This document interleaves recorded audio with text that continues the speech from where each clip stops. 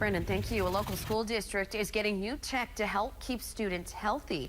The Bolivar School District has started installing mobile air purifiers in all of their buildings. Zach Dodge is joining us live from Bolivar to tell us exactly how these modifiers work. Zach, good morning.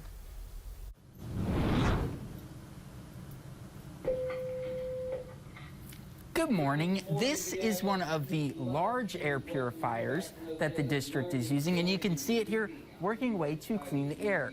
There's 25 of these large units in different areas in the district, in like libraries and gyms. And then there's 200 smaller units that are going into classrooms.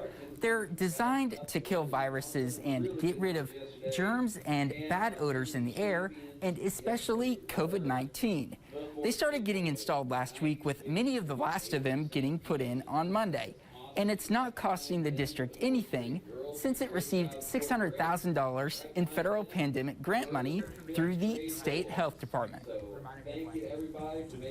Worked through a couple of years of trying to figure out how to best keep people, healthy and learning, and these units provide us with just another way that we can make this a safe environment and a healthy environment for kids to do learning, which is job number one.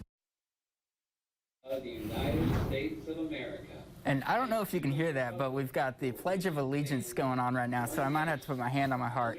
Now, the district is also replacing all of the water fountains in the district with bottle filling stations. That project is also being covered by grant funds. We, of course, have more of this information in this story on our website, KY3.com. Reporting live in Bolivar, I'm Zach Dodge.